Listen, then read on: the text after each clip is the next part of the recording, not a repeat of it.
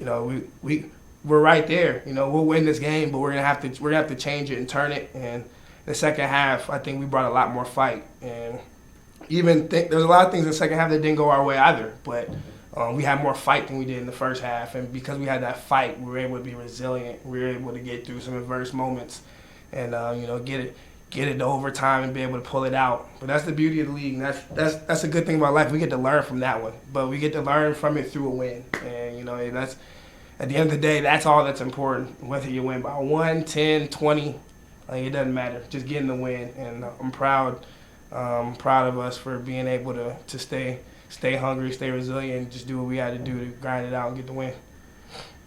I thought tonight that what they did an excellent job of kind of slowing down the game and kind of making you grind out a half-court type win, which, Furman's used to getting out and running a lot more and playing at a faster pace. Just talk about, at what point did you realize this is going to be a different game than some of the games we've had? This is going to be a grinder.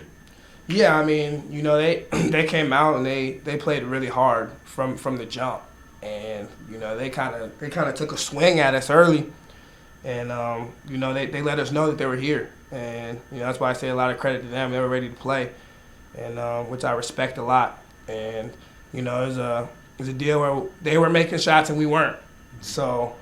You just have to look. You just have to look at it like, okay, well, this is what the Cards are playing right now. What are we going to do to adjust, and what are we going to be able to do to be able to, even though our jumpers aren't falling, like, there's still many ways we can win this game. And we knew it was going to be a grind early. I mean, VMI's had some close games regardless before this anyway. I mean, they played a lot of teams very well. So I mean, we knew that. They're a good basketball team. Like, they're very capable of coming into any SoCon arena and winning a game. So you have to respect every opponent, regardless of the name that's on the jersey, because everyone in this league can win, and that's something that you got to look in. You got to look at in between every game. But yeah, it was definitely a grind. I mean, they came out and played hard, and I think we knew that pretty early. We saw that it was going to be a grind. Down 8 at halftime. We've never been in that situation versus VMI, so it was really good. It was really good for us. That's the beauty of this college basketball. Every game's so different, and there's so many life lessons and so many things that you can learn from every game. And we knew it was going to be a battle. We knew we just had to stay together, and there's going to be highs and lows, just like every game. And it's easy to be up when the highs are going, but when it's low, it's all about your connection and staying together as a unit. In the second half, I think we did a really good job of it. Just staying together through the tough moments. Not everything went our way, but we stayed together. We stayed true to the grind, the process, and we were able to get the win. Take me through the play where you tied it here at the end of regulation. Obviously, a defender great ball over you, but you're down 3. You need 3. Lots of times, even with 10 seconds left, or I think there's 7 seconds left when they actually hit it, but you'll see teams try to go in and rush it to and take it. And sometimes they may make that. But what Joe's kind of talked about, going for 3 there, and take me through the process of hitting it. Yeah, I mean, we were down 3 with, I don't know how much time we had when we got the rebound, but by the time I got the ball, it was under 10. And, they tried to switch it, and I was able to kind of get past them a little bit, and I kind of lost the ball a little bit, but, I just had, I'm a senior, and, these are some of my last games, especially in this arena, and you just want to go out the right way, and just try to put these guys with me, bring them with me, and I was fortunate enough to knock down the shot, but that's Coach Richey trusting me. We actually had a play call there. We actually didn't execute the play call the right way because we were expecting a make, I think, and he missed a free throw. So it was a little bit of a transition deals, but Alex and Noah made a really good read. Noah came and set the pin down anyway, and Alex came and gave me the dribble handoff and was able to get past Kerfman, and Stevens was great, but I was able to get a good shot at the rim, and I knew I could jump up there and fire it up there. And as a senior, I want that, and I want to be able to lead these guys, and I want to be able to try and bring us home if that option's there. And Coach Richey trusted me, Alex trusted me, Noah trusted me by setting a great screen, and it worked out for us. I think if we didn't stay tough throughout the game and we didn't stay connected, you never know what would have happened. But I think because we played with that fight, we played with that resiliency in the second half, the game will reward you. And the game rewarded us tonight, and I was able to jump up there and knock it down, and we were able to go to overtime and get the win. I thought you talked about adjustments. I thought one of the adjustments that you guys made, and I'm not a coach, so, but you guys were driving it from the corner a lot in the second half and overtime. Was driving the basketball one of the adjustments you make when you're not shooting the ball as well from the perimeter on a night like tonight? Absolutely. I mean, because the jumper wasn't falling, I mean, you got to still take the open ones and the ones that we shoot every day and the ones that we rep every day. And Coach Richey puts a lot of confidence in us. So if we were open, he never discouraged anybody from not shooting. That's what we do. We work on it every single day. So we still wanted to take the good looks, but we just wanted to make sure all of our threes were great looks. Maybe not a good one because of how the night's going, but a great one. And in their little matchup zone, they had the bigs down low a lot. So especially me personally, I just saw a lot of opportunities to rip that baseline while they're trying to, we get the ball to the middle, they're trying to match up out the zone, and you get a quick reversal, and that baseline's pretty exposed. And we were able to get downhill and make some plays, finish at the rim, get a couple drives in the little post feeds and skips out. And we kind of noticed that kind of early in the second half that baseline was kind of exposed a little bit, and we did a good job of driving it. But yeah, I mean, definitely, since the shot wasn't falling, Coach Richey definitely mentioned to us that we need to drive the ball. And I think that's just what you do if the shot's not falling. You don't want to just stay out there and just keep jacking them unless they're great shots. Like I said, you want to try and put pressure on their defense, especially in the matchup zone. A lot of driving will cause a lot of confusion. So you just want to drive the ball and play off 2 feet, make the right plays. I think we did a pretty good job driving for the most part. We had a couple drives where we were sped up a little bit, but a lot of times we were making the right reads and making the right drives. We just need to slow down a little bit. But I think in the second half we did a pretty good job driving and being able to make plays for ourselves and each other and get to the rim. And that's definitely a thing that helped us. We were able to get to the free throw line a little bit, so that definitely helped us in the second half. Just being able to get downhill a little bit. Awesome. Thank you, guys. Absolutely. Oh, yeah.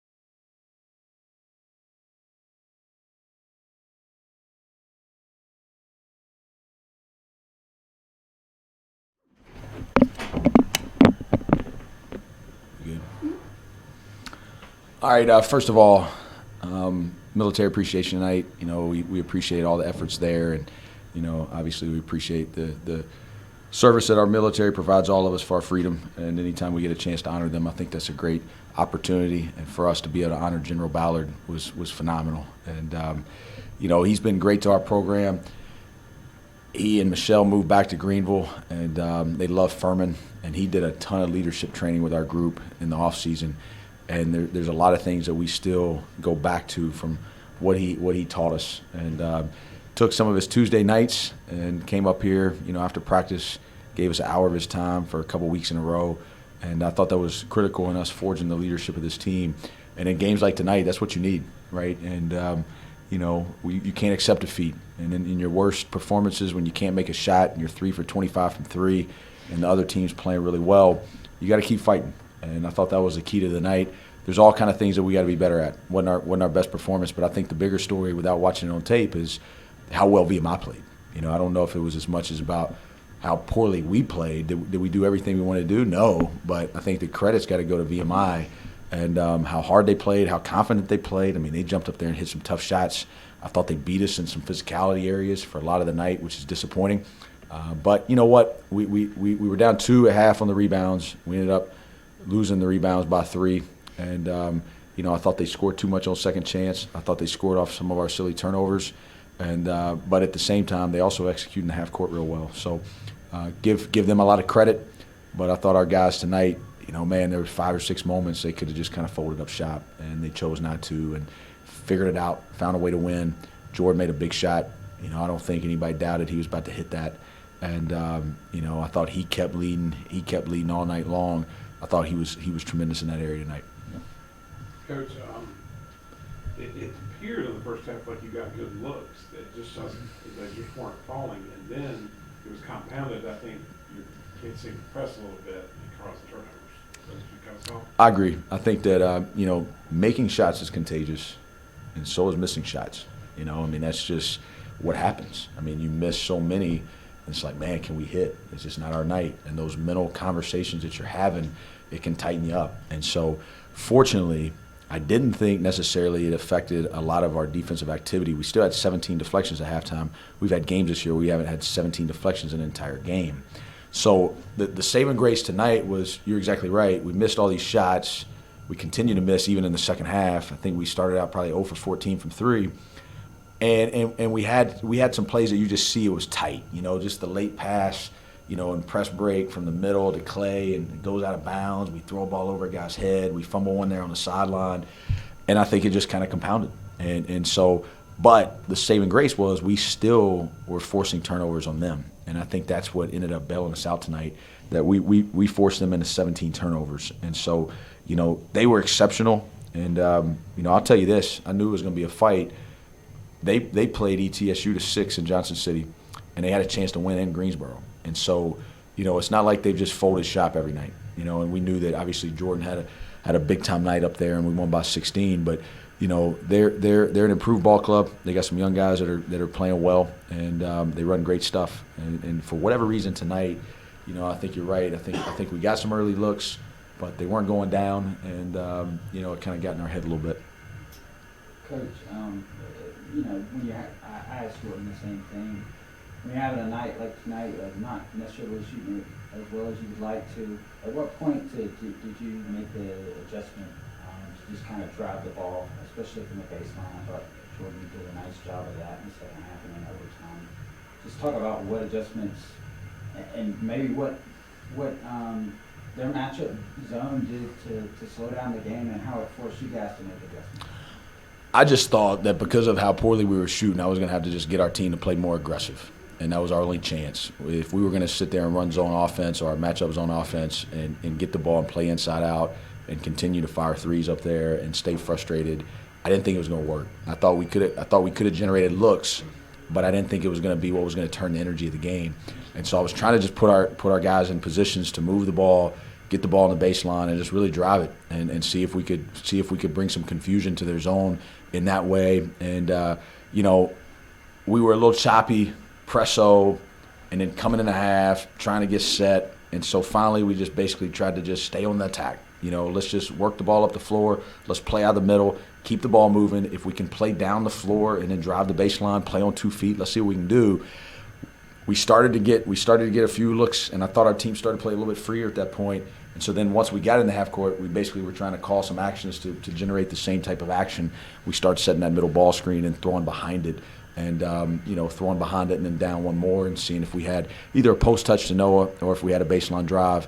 And to our guys' credit, Clay had that nice drive. Jordan had a couple great drives, and then we got to the free throw line. And so, 23 free throw attempts for us, 16 for them. I think that was, again, going with the turnovers, I think that was our saving grace, those 2 areas tonight. There was a period in the second half where you had it down to 3. There was a 3-point lead with the ball. They had a 3-point lead with the ball. 2-point lead, 1-point lead. Each of those first 3 times you turned it over. The last one came with 8.5 minutes to play. Your next turnover came, the only other turnover of the night came midway through overtime. That was obviously a huge thing down the stretch. Yeah, I thought we had some pretty bad turnovers. Their press is more designed just to eat clock, and it's not designed as much to turn you over. And again, going kind of just being a little tight, just go. Okay, get the ball in, go back and forth, spread the floor, and just attack. And you can't play this game on your heels. It just doesn't work. It definitely doesn't work for us. It's just not how we're built. We've got to be aggressive. And I thought when we went Alex and Mike in the tandem together, I thought that was our best offense in terms of just breaking the press and then getting into action.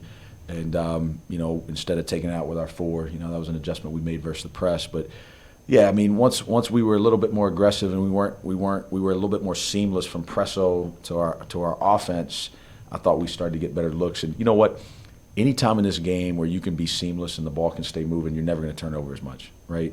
The choppy elements of the game, and when you don't run anything and you look like you're out there trying to figure out, hey, where's this supposed to go? Who's supposed to get this? And you got to go set up here, and it makes everybody tight. And we're not our best when we're playing like that. We got to be freer. And fortunately, there's just a lot of big plays. It's a lot of big plays, and then we would make a couple plays, and I'd be like, okay, we're about to make a run, and then they would hit 2 huge shots back to back, and they just, it was a war. And fortunately, I don't know what we led for 3 minutes and 58 seconds, but I'll take it. We got to win. Talk about, obviously what Jordan did was, what Jordan does, but talk about Jalen Slausson's performance tonight. I thought he came up with some big moments, as well as I think Noah Gurley. I think really the big men down the stretch were big for Furman. Just talk about their play. Yeah, I thought both of them were really good. I love Jalen's and one.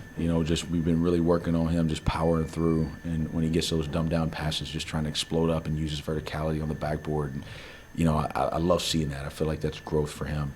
Defensively, I thought he was one of our best defenders tonight. It wasn't our best defensive performance of the year, but I thought Jalen, in a lot of ways, was very active on the defensive end.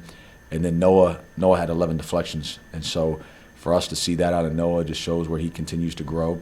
And, for him to be that long and getting his hands on balls, that's just going to continue to help our defense. So, the bigs had to guard a lot of ball screens. They had to guard a ton of handoffs tonight. That's not easy, and we changed up coverages a good bit. And so now they've got to figure that out. But I thought they made a ton of good plays down there. And, were they perfect? No. But, man, they both stepped up in a big way for us tonight. And that's why we started going a little bit offense, defense right there, trying to get Mike in for offense and Slauson in for defense a little bit just to add another handler, add another shooter. But Slauson, while it just, 7 points, I think at the end of the day, though, 8 rebounds, 3 assists, and only 1 turnover, that's a good night for him. Coach, now you're at the bye weekend, I guess you could call it, for basketball, the conference play. They played more conference games than anybody else, so you're kind of due for one. What do you do to kind of? It is unusual though to have a weekend off during conference play. What do you kind of do to keep things going along as normal? And how are you going to approach this week? And you got a red hot merchant thing coming here next week. I'm gonna go to Charleston, hang out for 3 days, eat some good food, and relax. That's a joke. I wish. We got to figure out a way to stay sharp. And you know what?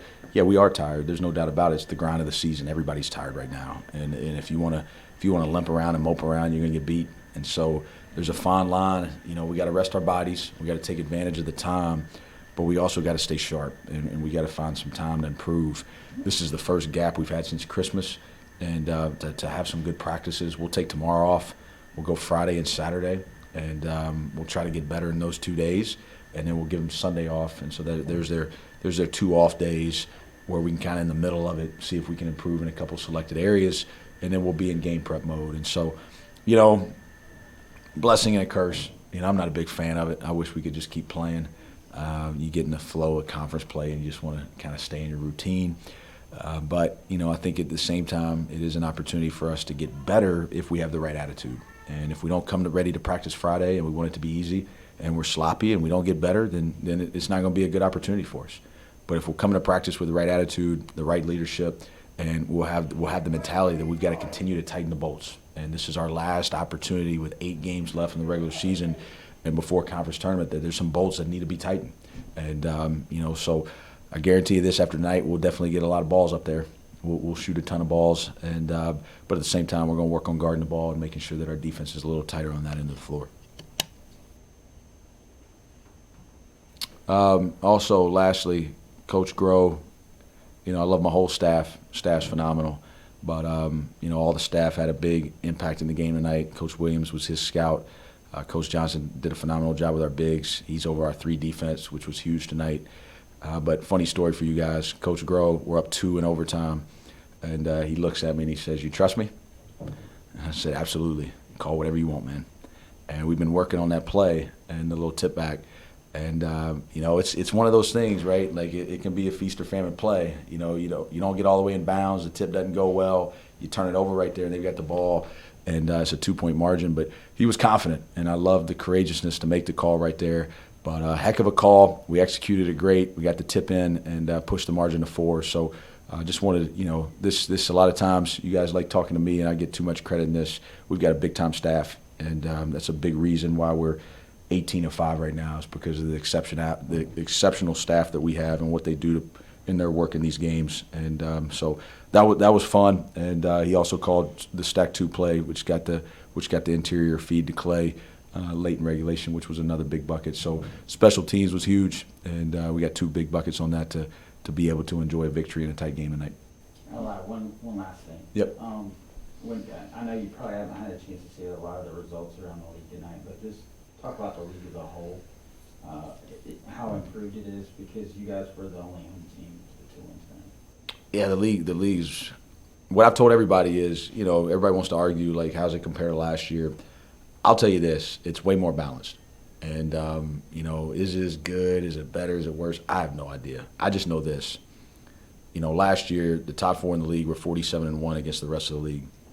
That's not happening this year, right? And so you've got the middle and even whatever, the middle, the bottom, however you want to divide it, you better show up every single night, because if you don't, you're going to get beat, okay? And I don't care if you're going down to Charleston and playing Citadel. I don't care if you're playing VMI, right? Like if you're playing Sanford, it doesn't matter who you're playing, right?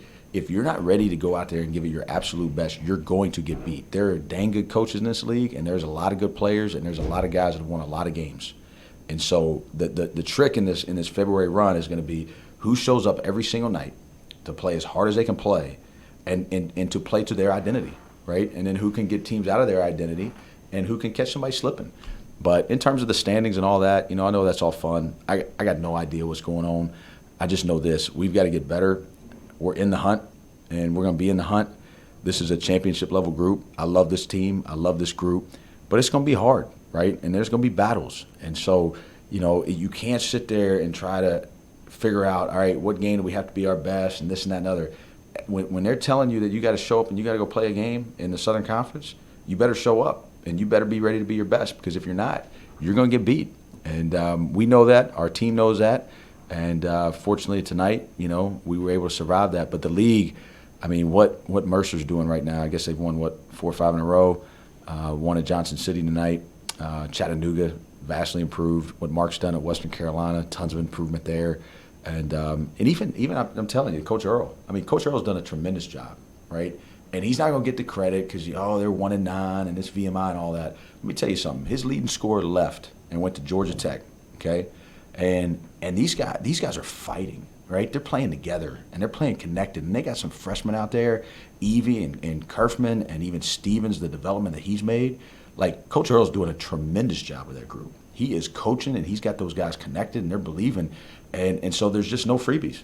There's just no freebies. And, I think it's fun. It makes it all the more entertaining. But I don't think the league gets the credit it deserves. This is big-time ball every single night, and great coaches, great teams.